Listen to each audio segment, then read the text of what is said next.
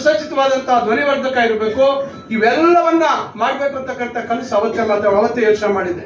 ಮೇಲೆ ಸಭಾಭವನಕ್ಕೆ ಕೂಡ ನಾವು ಒಂದು ರೀತಿ ಪೇಪರ್ ಬಳಸದೆ ರೀತಿಯಲ್ಲಿ ಬರೀ ಕಂಪ್ಯೂಟರ್ ಸಿಸ್ಟಮ್ ಅನ್ನು ಅಳವಡಿಸಿ ಸದಸ್ಯರಾದಂಥವ್ರು ಮುಂದೆ ಬರೀ ಪೇಪರ್ ಮುಟ್ತೀರಾ, ಬರೀ ಕಂಪ್ಯೂಟರ್ ಮುಂದೆ ಅದನ್ನ ಉಪಯೋಗಿಸಂತ ರೀತಿಯಲ್ಲಿ ಪೇಪರ್ಲೆಸ್ ಏನೋ ಕಮಿಟಿ ರೂಮ್ ಅಥವಾ ಮೀಟಿಂಗ್ ಹಾಲ್ ಮಾಡಬೇಕು ಅಂತಕ್ಕಂಥ ಕನಸು ಅವತ್ತೇ ನಾನು ಕಂಡಿದ್ದೆ. ಇವತ್ತು ಏನು 1.5-2 ವರ್ಷಗಳ ಹಿಂದೆ ಪ್ರಾರಂಭ ಆಗಿರ್ತಕ್ಕಂಥ ಲೋಕಸಭೆ ಮತ್ತು ರಾಜ್ಯಸಭೆಯಲ್ಲಿ ಇವತ್ತು ಪೇಪರ್ಲೆಸ್ ಸಿಸ್ಟಮ್ ಬಂದಿದೆ.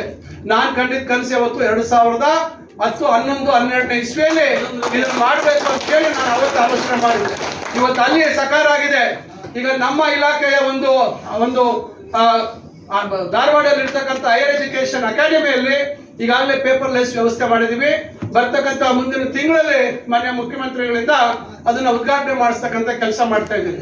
ಅದೇ ವ್ಯವಸ್ಥೆಯನ್ನ ಬರ್ತಕ್ಕಂಥ ದಿನಗಳಲ್ಲಿ ಮೇಲ್ಗಡೆ ಏನು ಬಹಳ ಜನ ನೋಡಿಲ್ಲ, ಆ ಮೇಲ್ಗಡೆ ಇರ್ತಕ್ಕಂಥ ಸಭಾಭವನ ಏನಿದೆ, ನಮ್ಮ ಸದಸ್ಯರು ಏನೋ ಮೀಟಿಂಗ್ ಮಾಡುವಂಥದ್ದಾಗ್ಬೋದು, ಸಭೆ ನಡೆಸುವಂಥದ್ದಾಗ್ಬೋದು, ಬಟ್ ಬೇರೆ ಬೇರೆ ಸಂದರ್ಭದಲ್ಲಿ ಉಪಯೋಗಿಸುವಂಥದ್ದಕ್ಕೆ ನಾವು ಅಲ್ಲಿ ಅದನ್ನ ಕೆಲಸವನ್ನು ಪ್ರಾರಂಭ ಮಾಡುವಂಥದ್ದು ಆಗ್ಬೇಕು ಅಂತ ಹೇಳ್ಕೊಂಥದ್ದು. ಮತ್ತು ಏನೀಗ ಹಿಂದೆ ಏನು ಶೌಚಾಲಯ ಇವೆಲ್ಲ ಸರಿಯಾದ ರೀತಿ ನಮ್ಮ ಕೃಷ್ಣೇಗೌಡರು ಮಾಡಿಲ್ಲ. ಅವ್ರಿಗೆ ಮನೆ ಚೆನ್ನಾಗಿ ಕಟ್ಕೊಂಡಿದ್ದಾರೆ ಅಂತ ಕಾಣ್ತದೆ. ಆಫೀಸ್ ಕಟ್ಟಡ ಕಟ್ಟಬೇಕು ಅಂದ್ರೆ ಅವ್ರಿಗೆ ಯಾಕೋ ಅಷ್ಟು ಗಮನ ಇರೋದಿಲ್ಲ.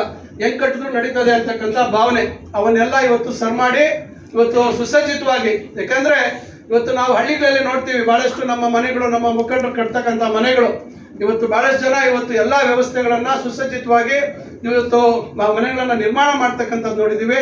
ಇವತ್ತು ಸರ್ಕಾರಿ ಕಚೇರಿ ಕೂಡ ಅಷ್ಟೇ, ಇವತ್ತು ಎಲ್ಲಾ ರೀತಿ ಕಚೇರಿಗಳು ಕೂಡ ಒಳ್ಳೆ ರೀತಿಯಾದಂತಹ ಸೌಲಭ್ಯ ಜನರಿಗೆ ಕೊಡುವಂತ ಕೆಲಸ ಆಗ್ಬೇಕು ಅಂತಕ್ಕಂಥದ್ದು ನನ್ನ ಉದ್ದೇಶ. ಆದ್ರಿಂದ ಇನ್ನ ಸುಮಾರು ನಾವು ಈಗಾಗಲೇ ನಾನು 1.5 ಕೋಟಿಯನ್ನ ಮಾನ್ಯ ನಮ್ಮ ಪ್ರಿಯಾಂಕ್ ಖರ್ಗೆ ಅವ್ರಿಗೆ ನಾನು ಸುಮಾರು 6.5 ಕೋಟಿ ಕೇಳಿದ್ದೆ. ಇದು ಪೂರ್ತಿ ಎಲ್ಲ ವಿನ್ಯಾಸ ಆಗ್ಬೇಕು, ಇನ್ನ ಬೇರೆ ಬೇರೆ ಕೆಲಸಗಳೆಲ್ಲ ಬಾಕಿ ಇದೆ ಅಂತ. ಆದ್ರೆ ಕಳೆದ ವರ್ಷ ಅವ್ರು 1.5 ಕೋಟಿ ಕೊಟ್ಟಿದ್ದಾರೆ. ಈಗ ನಾನು ಮತ್ತೆ ಅವ್ರಿಗೆ 4.5 ಕೋಟಿ ಕೊಡಬೇಕು, ಉಳಿದಂತ ಕೆಲಸವನ್ನ ಪೂರ್ಣ ಮಾಡಬೇಕು ಅಂತಕ್ಕಂಥ ಒಂದು ಬೇಡಿಕೆಯನ್ನು ಇಟ್ಟಿದ್ದೀನಿ. ಅದು ನಮ್ಮ ತಾಲೂಕ್ ಪಂಚಾಯಿತಿಯಲ್ಲಿ ಏನು ನಮ್ಮ ಬಾಡಿಗೆಗಳ ಅನುದಾನ ಬೇರೆ ಬೇರೆ ಇವೆಲ್ಲ ಏನು ಬಾಡಿಗೆ ಹಣ ಇತ್ತು, ಅದರಲ್ಲಿ ಸುಮಾರು 2 ಕೋಟಿಯನ್ನ ನಾವು ಇದಕ್ಕೆ ವಿನಿಯೋಗಿಸಿ ಇವತ್ತು ಬಾಕಿ ಉಳಿದಂತ ಕೆಲಸ ಇಲ್ಲಿ ಮೇಲೆ ಪಿಲ್ಲರ್ಸ್ ಕಾಲಮ್ಗಳು ಹಾಕಿ ಹಂಗೆ ಕಂಬಿಗಳೆಲ್ಲ ಹಂಗೆ ಕಾಣ್ತಾ ಇತ್ತು. ಹೌದೇನ್ರಿ ಕೃಷ್ಣಗೌಡ್ರೆ? ಮೇಲೆ ಯಾವುದೇ ರೀತಿ ಎಲ್ಲ ಸೋರ್ತಾ ಇತ್ತು, ಎಲ್ಲ ಕಿಟಕಿ ಹಾಕಿರ್ಲಿಲ್ಲ, ಮೇಲೆ ಎಲ್ಲ ಒಂದು ರೀತಿ ಅವ್ಯವಸ್ಥೆ, ಅದೇ ರೀತಿ 10 ವರ್ಷ ಅದೇ ರೀತಿ ಇತ್ತು.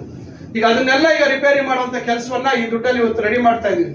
ಆದ್ರೆ ಪೂರ್ತಿ ಒಳಾಂಗಣದಲ್ಲಿ ಆಂತರಿಕವಾಗಿ ಏನೇನು ಮಾಡಬೇಕು ಅವೆಲ್ಲವನ್ನ ಮುಂದೆ ಈಗ ಆದಷ್ಟು ಬೇಗ ಅದಕ್ಕೆ ಅನುದಾನ ಒದಗಿಸುವಂತದಕ್ಕೆ ನಾನು ಪ್ರಯತ್ನ ಮಾಡ್ತಾ ಇದ್ದೀನಿ. ಬೇರೆ ಬೇರೆ ರೀತಿಯಲ್ಲಿ ಅನುದಾನವನ್ನು ಕೊಡಿಸಿ ಇದನ್ನ ಮತ್ತೊಮ್ಮೆ ಇದಕ್ಕೆ ಎಲ್ಲಾ ರೀತಿ ತಯಾರಿ ಮಾಡಿ ಈಗ ಲಿಫ್ಟ್ ಕೂಡ ಆಗ್ತಾ ಇದೀವಿ. ಇವೆಲ್ಲ ವ್ಯವಸ್ಥೆಗಳನ್ನ ಮಾಡಿ ಪೂರ್ತಿ ತಾಲೂಕ್ ಪಂಚಾಯಿತಿ ಭವನವನ್ನ ಮುಂದಿನ ದಿನಗಳಲ್ಲಿ ನಮ್ಮ ಗ್ರಾಮೀಣಾಭಿವೃದ್ಧಿ ಸಚಿವರ ಅಮೃತಾಸ್ತ್ರದಿಂದ ಪ್ರಿಯಾಂಕ್ ಖರ್ಗೆ ಅವರ ಮುಖಾಂತರ ಇದನ್ನ ಮತ್ತೊಮ್ಮೆ ಈಗ ಇದುವರೆಗೂ ಇದು ಉದ್ಘಾಟನೆ ಆಗಿಲ್ಲ. ಈಗ ಈ ಬಿಲ್ಡಿಂಗ್ ಇದುವರೆಗೂ ಅಧಿಕೃತವಾಗಿ ಉದ್ಘಾಟನೆ ಆಗಿಲ್ಲ.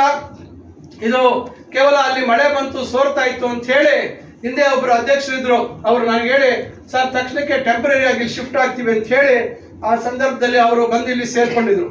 ಆದ್ರೆ ಏನೇ ಆಗ್ಲಿ ಇದು ಒಂದು ರೀತಿ ರಾಜ್ಯಕ್ಕೆ ಮಾದರಿ ಆಗ್ಬೇಕು ಅಂತಕ್ಕಂಥ ನಿಟ್ಟಿನಲ್ಲಿ ನಾವು ಇವತ್ತು ಇದನ್ನ ಈ ಒಂದು ಭವನ ನಿರ್ಮಾಣ ಒಂದೇ ಕಲಿಸ್ಕೊಂಡಿರ್ತಕ್ಕಂಥದ್ದು.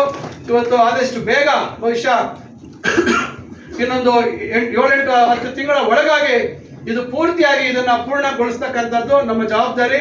ಪೂರ್ಣಗೊಳಿಸಿ ಇದನ್ನ ಮತ್ತೊಮ್ಮೆ ಎಲ್ಲರಿಗೂ ಉಪಯೋಗ ಆಗೋ ರೀತಿಯಲ್ಲಿ ಇದನ್ನ ಮಾಡ್ತೀವಿ ಅಂತಕ್ಕಂಥ ಮಾತನ್ನ ಈ ಸಂದರ್ಭದಲ್ಲಿ ನಾನು ಹೇಳಲಿಕ್ಕೆ ಬಯಸ್ತೇನೆ.